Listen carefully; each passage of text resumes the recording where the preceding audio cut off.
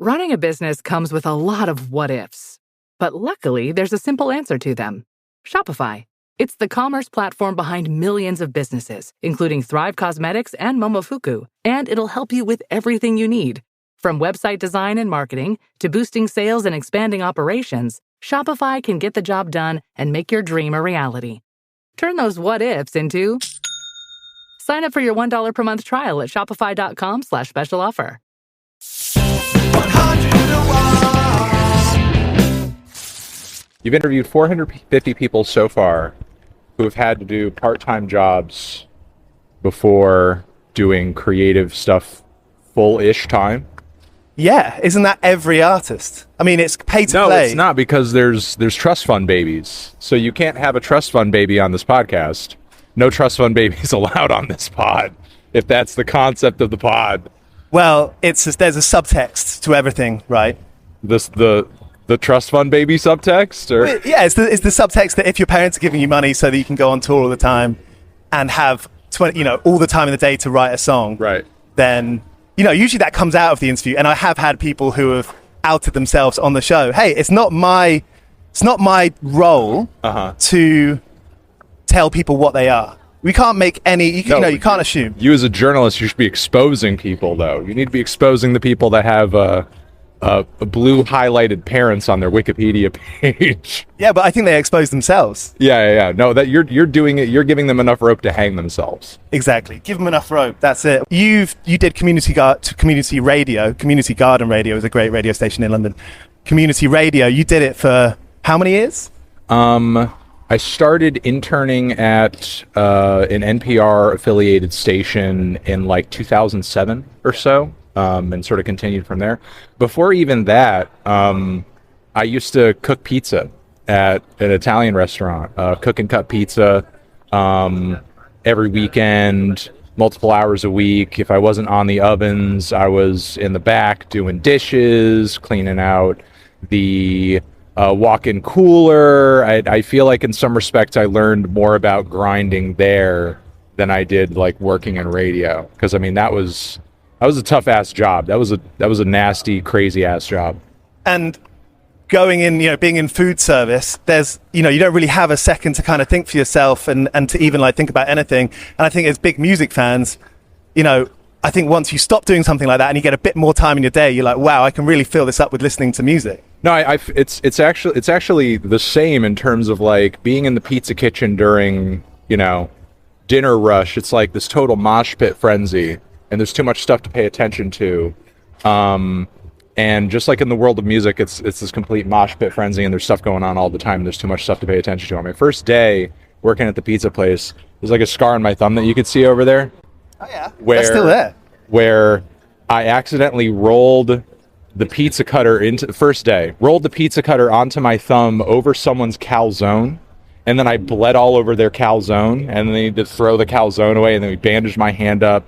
First day on the job, freaking out, bleeding all over people's food, but I just stuck with it anyway, and I was like, no, I completely burnt out, and I was like, no way, man, I can't fucking work here, and then I ended up sticking with it. I got really nice under-the-table money for years and years.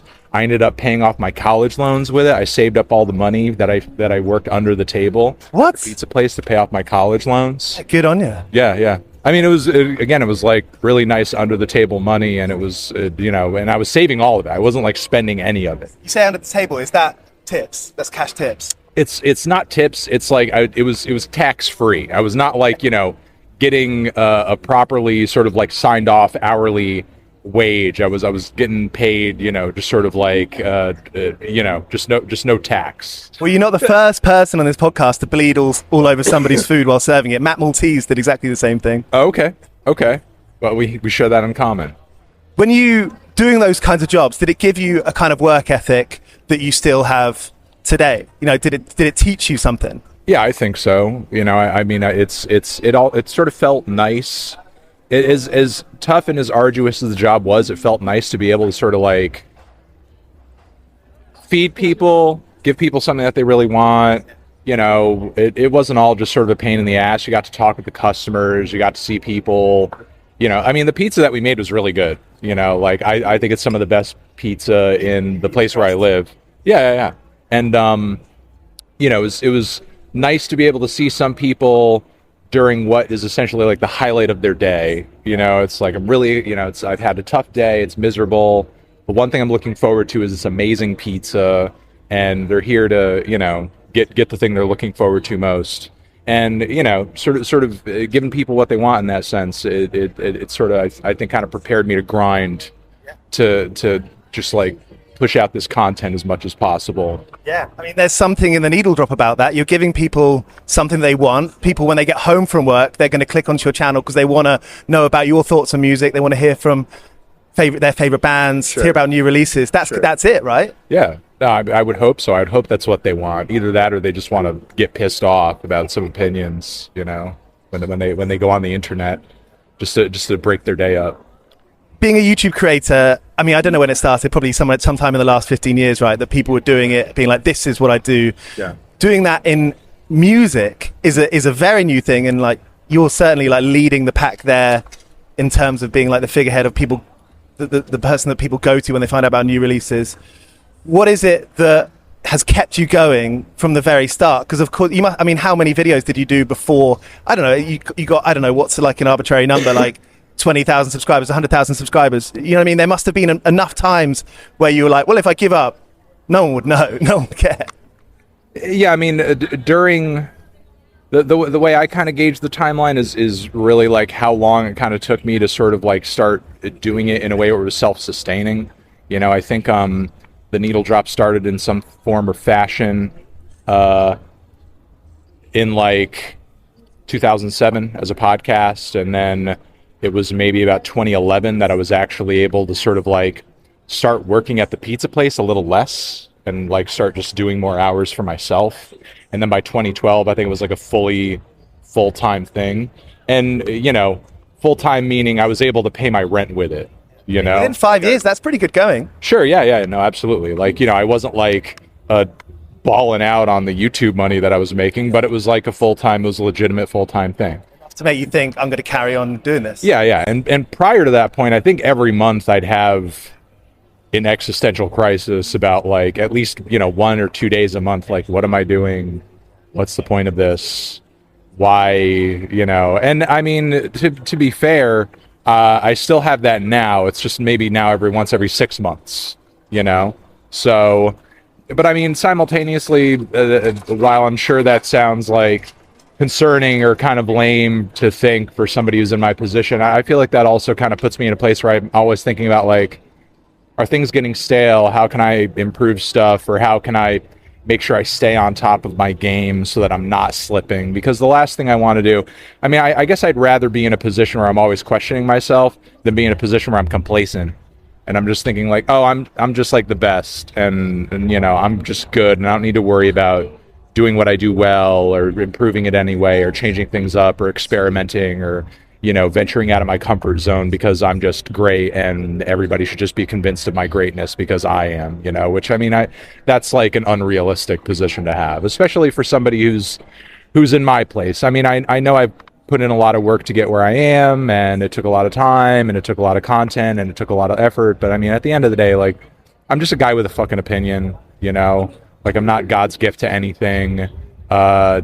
I'm only deserving of my position so long as I'm willing to work to maintain it. It's not just like bestowed upon me automatically, even with all of the time and effort that I put in. So I mean, it's something that I have to work to be able to keep up. Like Jake Phelps from Thrasher said, skateboarding owes you nothing. I think music owes you or me or anyone playing music owes us nothing. Yeah, I mean, I feel like maybe if you're the kind of artist who's maybe like put out a bunch of classics and you got some like, game-changing records under your belt, maybe, you're definitely in a position where you could rest on your laurels a bit, I mean, I think there may be some more artists who should be doing that, It's like, Smashing Pumpkins, just play the hits, man. It's like you don't need to torture us with those new albums. Just play those songs that we all love. Kanye could be doing the same thing too, so you don't got to come out with that Hitler record, just play College Dropout, man. It's totally cool. You could do that. It's there's some people who should be resting on their laurels a little bit, you don't got to do any new Hitler stuff. So it's resting on your laurels is not always a bad thing. Maybe one day I'll get to do it, but I don't think it's right now.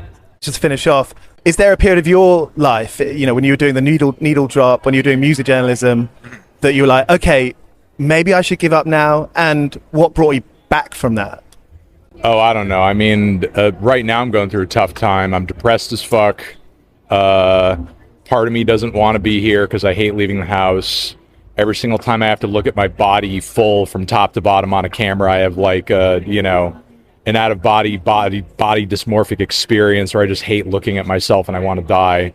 And it sucks and it makes me want to jump off a cliff, but I'll probably bounce back from it when I get home and just continue doing what I usually do. Yeah, big time. Can I give you a hug? You a hugger? No, I don't want to be touched right now, honestly, because when I feel myself get touched, it just reminds me of how fucking disgusting I feel in my physical form. Since doing this show and seeing myself on video a lot, I think about it a lot, and yeah, it's not fucking cool. It's not nice. All artists must feel similarly. Black Country New Road were just talking about that. Oh, okay, were they? Oh, okay. Well, we're all relating on some level. Absolutely. Hey, Anthony, thank you very much for the chat. Thank you. Appreciate it. Appreciate it. Cheers for watching. This is 101 Part-Time Jobs. You can find us on Apple, Spotify, and all podcast apps. We've done interviews with Aurora, Kneecap, Idols, Lauren Maybury of Churches, and loads more. So tap into 101 Part-Time Jobs on Spotify, Apple, and all podcast apps.